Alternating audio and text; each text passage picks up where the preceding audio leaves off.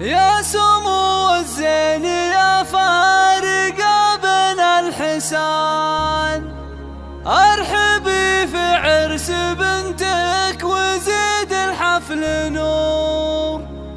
يما خالد شرف الحافل يا نبع الحنان، والله انك فعل خير ومصدر للسرور.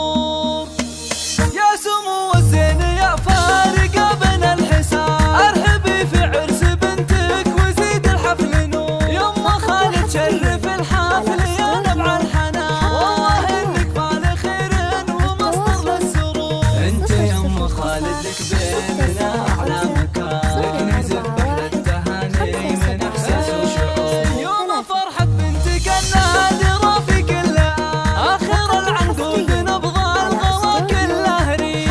العروس اللي لها في الخلايق خرشان، من حالات اوصافها كأنها بقت زهور. بنت راعى الطيب والخير والفزع محمد، كاسب المعروف والجود في كل الأمور. والنعم باخوانها هم لها ذكر وامان، هم جميعا لابت تفتخر فيهم ريح. والخوات اللي يفوقون بالسن الحسان، شاركوا في حفلة الغالي يا ريم العروس. من سلالة المعالي والكرم النفل، العياضي دايما ما افخرت كل العصور. والله يسعد قلبهم في سعادة بهالزمان، والصلاة على النبي دايما طه الطهور.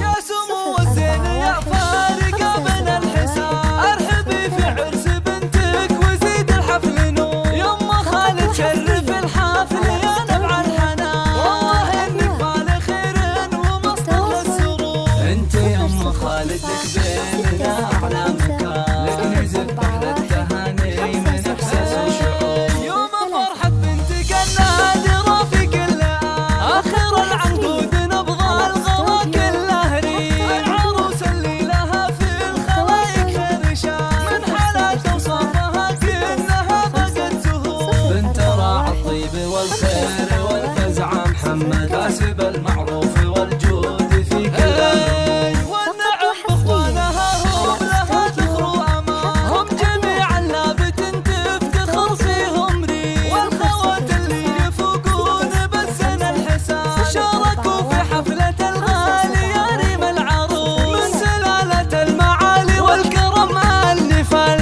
العياضي دايما ما افخرت كل العصور. والله يسعد قلبهم في سعادة بهالزمان.